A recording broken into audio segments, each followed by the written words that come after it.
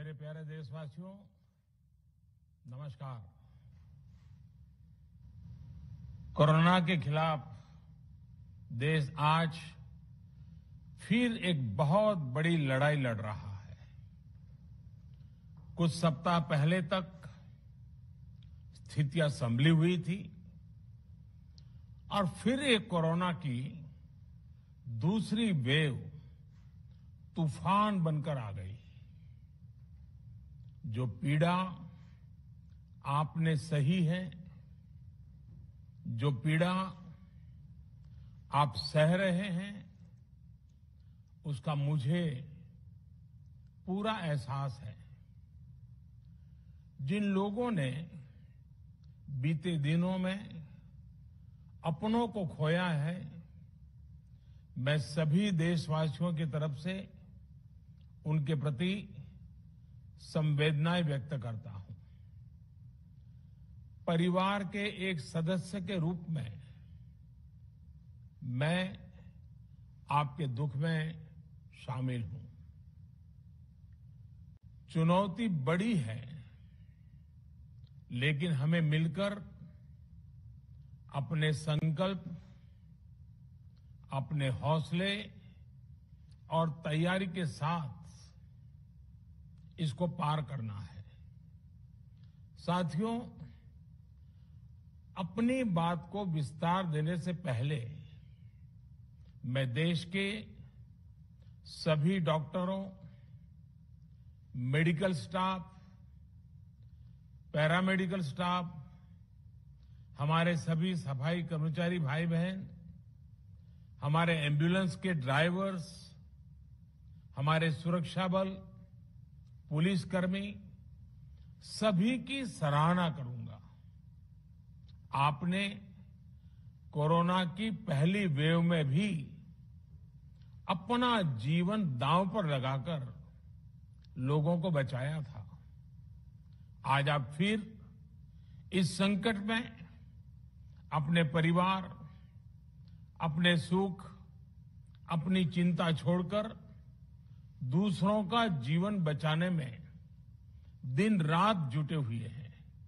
साथियों, हमारे शास्त्रों में कहा गया है, त्याज्यम न धैर्यम विदुरेऽपि काले, अर्थात कठिन से कठिन समय में भी हमें धैर्य नहीं खोना चाहिए। किसी भी परिस्थिति से निपटने के लिए हम सही निर्णय लें, सही दिशा में प्रयास करें, तभी हम विजय हासिल कर सकते हैं। इसी मंत्र को सामने रखकर आज देश दिन रात काम कर रहा है। बीते कुछ दिनों में जो फैसले लिए गए हैं, जो कदम उठाए गए हैं, वो स्थिति को तेजी से सुधारेंगे। इस बार कोरोना संकट में देश के अनेक हिस्से में ऑक्सीजन की डिमांड बहुत ज्यादा बढ़ी है। इस विषय पर तेजी से और पूरी संवेदनशीलता के साथ काम किया जा रहा है। केंद्र सरकार, राज्य सरकारें, प्राइवेट सेक्टर, सभी की पूरी कोशिश है कि हर जरूरतमंद को ऑक्सीजन मिले। ऑक्सीजन प्रोडक्शन और सप्लाई को बढ़ाने के लिए भी कई स्तरों पर उपाय किए जा रहे हैं। राज्यों में नए ऑक्सीजन प्लांट्स हो, 1 लाख नए सिलेंडर पहुंचाने हो, औद्योगिक इकाइयों में इस्तेमाल हो रही ऑक्सीजन का मेडिकल इस्तेमाल हो, ऑक्सीजन रेल हो, हर प्रयास किया जा रहा है। साथियों, इस बार जैसे ही कोरोना के केस बढ़े, देश के फार्मा सेक्टर ने दवाइयों का उत्पादन और बढ़ा दिया है। आज जनवरी फरवरी की तुलना में देश में कई गुना ज्यादा दवाइयों का प्रोडक्शन हो रहा है। इसे अभी और तेज किया जा रहा है। कल भी मेरी देश की फार्मा इंडस्ट्री के बड़े जो प्रमुख लोग हैं, उसके जो एक्सपर्ट लोग हैं, उनसे बहुत लंबी चर्चा हुई है। प्रोडक्शन बढ़ाने के लिए हर तरीके से दवाई कंपनियां की मदद ली जा रही है। हम सौभाग्यशाली हैं कि हमारे देश के पास इतना बड़ा मजबूत फार्मा सेक्टर है जो बहुत अच्छी और तेजी से दवाइयां बनाता है। इसके साथ ही अस्पतालों में बेड की संख्या को बढ़ाने का भी काम तेजी से चल रहा है। कुछ शहरों में ज्यादा डिमांड को देखते हुए विशेष और विशाल कोविड हॉस्पिटल बनाए जा रहे हैं। साथियों, पिछले वर्ष जब देश ने कोरोना के कुछ ही मरीज सामने आए थे, उसी समय भारत में कोरोना वायरस के खिलाफ प्रभावी वैक्सीन के लिए काम शुरू कर दिया था। हमारे वैज्ञानिकों ने दिन रात एक करके बहुत कम समय में देशवासियों के लिए वैक्सीन विकसित की है।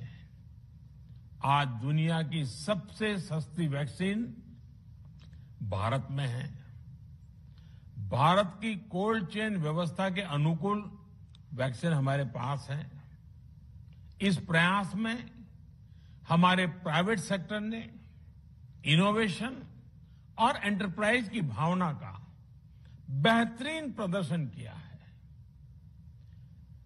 वैक्सीन की अप्रूवल्स और रेगुलेटरी प्रोसेसेस को फास्ट ट्रैक पर रखने के साथ ही सभी साइंटिफिक और रेगुलेटरी मदद को बढ़ाया गया है।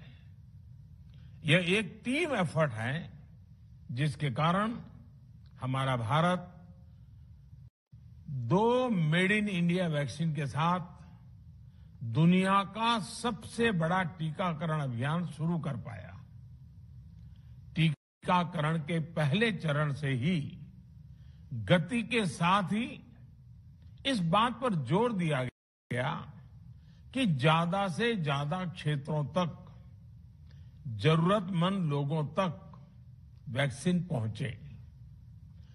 दुनिया में सबसे तेजी से भारत में पहले 10 करोड़, फिर 11 करोड़ और अब 12 करोड़ वैक्सीन डोज दिए गए हैं।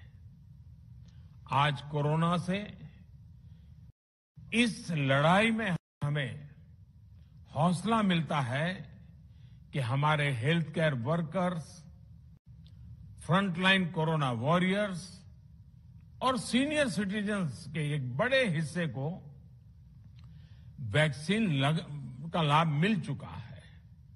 साथियों, कल ही वैक्सीन को लेकर हुए एक और अहम फैसला भी हमने किया है। 1 मई के बाद से 18 वर्ष के ऊपर के किसी भी व्यक्ति को वैक्सीनेट किया जा सकेगा। अब भारत में जो वैक्सीन बनेगी उसका आधा हिस्सा सीधे राज्यों और अस्पतालों को भी मिलेगा। इस बीच गरीबों, बुजुर्गों, निम्न मध्यम वर्ग के लोग 45 वर्ष की आयु के ऊपर के व्यक्तियों के लिए केंद्र सरकार का जो वैक्सीन कार्यक्रम चल रहा है वो भी उतनी ही तेजी से जारी रहेगा। पहले की तरह ही सरकारी अस्पतालों में मुफ्त वैक्सीन मिलती रहेगी, जिसका फायदा, जैसा मैंने कहा, हमारे गरीब परिवार हो, हमारे मध्यम वर्ग, निम्न मध्यम वर्ग के परिवार हो, वो उनका लाभ उठा सकेंगे। साथियों, हम सभी का प्रयास जीवन बचाने के लिए है